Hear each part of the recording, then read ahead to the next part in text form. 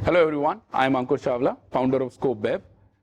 आज wine episode में हम ये बात करने वाले हैं कि वाइन कैसे बनती है, अलग अलग तरीके की वाइन क्या होती है, वाइन के लेवल कैसे पढ़े जाते हैं और हम वाइन टेस्ट भी करेंगे। और वाइन वीडियोस के लिए देखते रहिए cocktail jockey. Hello friends, cocktail jockey में आप सबका स्वागत है। कॉकटेल्स, वाइन, स्पिरिट्स के बारे में हर इन्फॉर्मेशन जानने के लिए सब्सक्राइब कीजिए कॉकटेल जॉकी और bell icon notifications button press करके हर दिन देखिए कॉकटेल और spirits episodes. Hello everyone, I am Ankur Chawla, founder of scope web. इस वीडियो में हम बात करेंगे वाइन के ग्रेप्स की इंपॉर्टेंस के बारे में। वाइन का ग्रेप बहुत इंपॉर्टेंट होता है और मेजर इंग्रेडिएंट होता है और डिफाइन करता है कि वाइन कैसी बनेगी।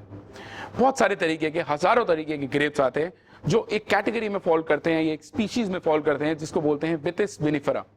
विथिस विनिफेरा के अंडर बहुत सारे ग्रेप्स आते हैं जो आपके नॉर्मल टेबल ग्रेप या खाने वाले ग्रेप से बहुत अलग होते हैं। इन ग्रेप्स को कहां से आ रहे हैं और किस तरीके का ग्रेप है वो डिफाइन करता है कि फाइनल वाइन स्टाइल कैसा रहेगा। नॉर्मल ग्रेप्स और इन ग्रेप्स में बहुत अलग अलग फर्क होते हैं। नॉर्मल ग्रेप्स हम टेबल पे खा सकते हैं, लेकिन इन ग्रेप्स में अलग अलग कैटेगरीज या अलग अलग नाम से भी जाने जाते हैं।